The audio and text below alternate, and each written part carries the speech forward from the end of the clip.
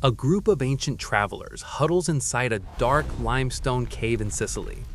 By the flickering light of a torch, they stumble upon a massive, bleached skull. It is twice the size of a human head, with a gaping, singular hole right in the center of its forehead. Terrified, they flee the cave, certain they have found the remains of a man-eating giant. Thousands of miles away in the Gobi Desert, a nomadic tribe discovers a bed of stony, sharp-toothed skeletons emerging from the windswept sands. They do not see extinct reptiles, they see the remains of celestial guardians that breathe fire.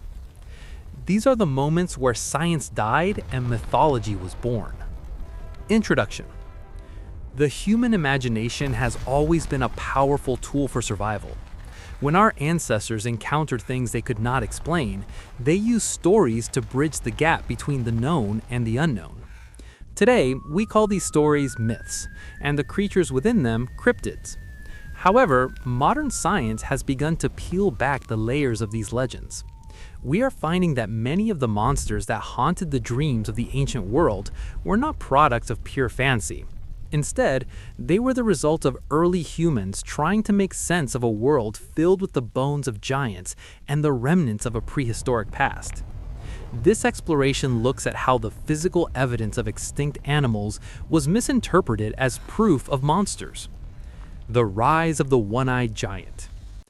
One of the most enduring myths of ancient Greece is that of the Cyclops. These towering, one-eyed blacksmiths were said to inhabit caves and forge lightning bolts for Zeus. For centuries, people believed these creatures were real, and the evidence seemed indisputable. Throughout the Mediterranean, especially on islands like Sicily and Crete, locals would frequently find massive skulls. In reality, these were the skulls of Dinotherium, or dwarf mammoths that had roamed the islands during the Pleistocene epoch. To someone who had never seen an elephant, the anatomy of a mammoth skull is hauntingly deceptive. The large central cavity where the trunk attaches looks exactly like a giant single eye socket to the untrained eye. The actual eye sockets on the sides of the skull are much smaller and less noticeable. When ancient Greeks found these remains, they did not see a prehistoric mammal, they saw the face of a monster. They reconstructed the muscles and skin in their minds, creating a humanoid giant that fit the scale of the bone. This misinterpretation was so convincing that it became a cornerstone of Western literature. Dragons, the universal fossil myth.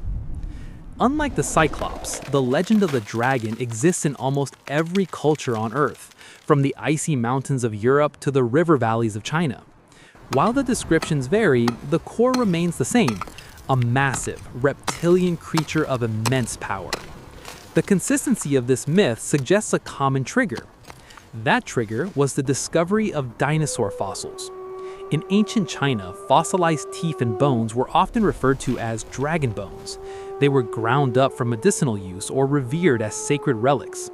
In Europe, the discovery of Megalosaurus or iguanodon bones in quarries led to tales of knights battling winged serpents. Before the concept of extinction existed, people assumed that if a bone was in the ground, the creature must still exist somewhere in the wilderness. The long necks, sharp claws, and massive rib cages of long-dead sauropods or theropods provided all the visual evidence needed to construct the anatomy of a dragon. The fire-breathing aspect likely came from a mix of artistic flair and the association of deep earth with heat and volcanic activity. From sea serpents to giant squids. The ocean has always been the greatest source of cryptid lore. For centuries, sailors told harrowing tales of the Kraken, a beast capable of dragging entire ships into the abyss. They spoke of sea serpents that stretch for hundreds of feet. We now know that the Kraken was almost certainly the giant squid. These elusive cephalopods can grow up to 40 feet long and possess eyes the size of dinner plates. To a sailor in a wooden boat, seeing a massive tentacle rise from the dark water would be an experience of pure horror. Similarly, the oarfish, a long, ribbon-like fish that can reach lengths of 50 feet, is a likely culprit behind many sea serpent sightings. These animals rarely surface unless they are dying or disoriented, making their appearance feel like a supernatural omen. The transition from a biological animal to a mythological monster happens in the moment of fear, where the brain exaggerates the size and intent of the creature. The griffin and the Protoceratops. In the deserts of Central Asia, the legend of the griffin took hold. This creature was described as having the body of a lion and the beak and wings of an eagle. It was said to guard hoards of gold in the wilderness. When paleontologists began exploring the Gobi Desert in the early 20th century, they found an abundance of Protoceratops fossils.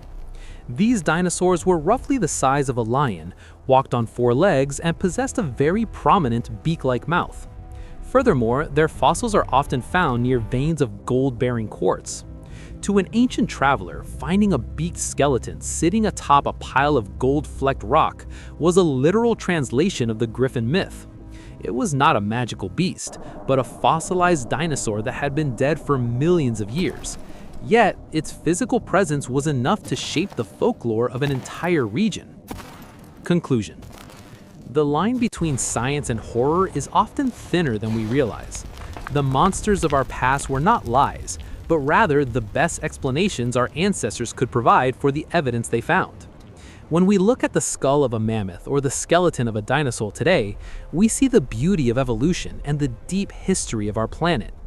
But if we allow ourselves to look through the eyes of the ancients, we can still see the ghosts of the monsters they created.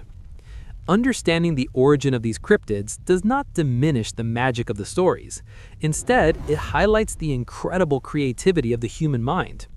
It reminds us that we have always been a species of explorers and storytellers, trying to find our place in a world that is much older and much stranger than we can possibly imagine. The monsters are gone, replaced by the reality of prehistoric life, but the wonder remains.